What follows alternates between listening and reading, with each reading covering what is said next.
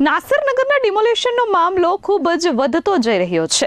હવે ભાજપ નેતા ભાજપ ધારાસભ્યના સમર્થનમાં ઉતર્યા છે।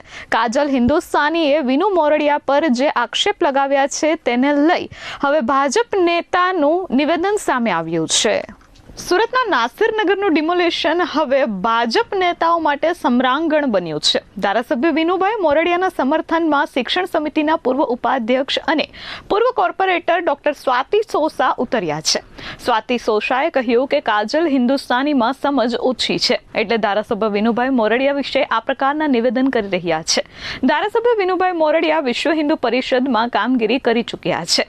તેમને ક્યારેય કોઈ ઘૂસપેઠિયાઓને સંરક્ષણ આપ્યું નથી, માત્ર તેમને ડિમોલેશન કોણે કર્યું તેટલું જ પૂછ્યું છે। કોર્પોરેશન એવું જ કહી રહી છે કે આ ડિમોલેશન અમારા દ્વારા કરવામાં આવ્યું નથી, જ્યારે કાજલબેન હિન્દુસ્તાની જે કરી રહ્યા છે તે ખોટું કરી રહ્યા છે અને ખોટું કહી રહ્યા હોવાનું સ્વાતિબેન સોસાએ જણાવ્યું હતું। અત્રે ઉલ્લેખનીય છે કે 2 દિવસ પહેલા હિન્દુસ્તાની ના દાવા કરતા અને હિન્દુ રક્ષણ કરતા કાજલ હિન્દુસ્તાનીએ એક્સ પર લખ્યું હતું કે ધારાસભ્ય વિનુભાઈ મોરડિયા ઘૂસપેઠિયાઓને સમર્થન કરી રહ્યા છે અને ત્યારબાદ આ મુદ્દો ખૂબ જ ચર્ચાએ ચડ્યો છે।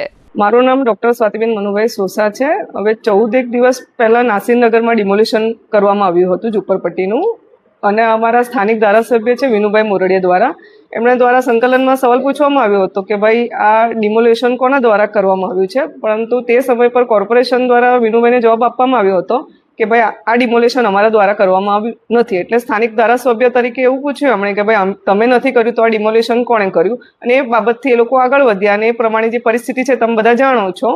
પરંતુ 3-4 દિવસથી અત્યારે સોશિયલ મીડિયામાં જોઈએ છે કે કાજલબેન હિન્દુસ્તાની વિનુભાઈ મોરડિયા પર વ્યક્તિગત આક્ષેપો મૂકીને ટાર્ગેટ કરી રહ્યા હોય એવું દેખાઈ રહ્યું છે કે તેઓ અવૈધ કબજાને સમર્થન આપે છે, જેહાદીઓને સમર્થન આપે છે, એવું કાજલબેન હિન્દુસ્તાનીઓ દ્વારા વિનુભાઈ મોરડિયા પર સીધો ટાર્ગેટ કરવામાં આવી રહ્યા છે। તે તદ્દન ખોટો છે, કારણ કે વિનુભાઈ મોરડિયા 1992થી વિશ્વ હિન્દુ પરિષદમાં કામગીરી કરતા આવ્યા છે અને હંમેશા હિન્દુત્વ માટે લડાઈ લડતા આવ્યા હોય છે।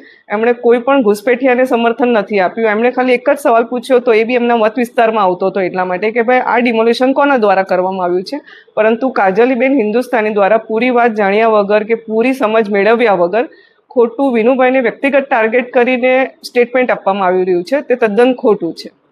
Bureau report S24 news Surat.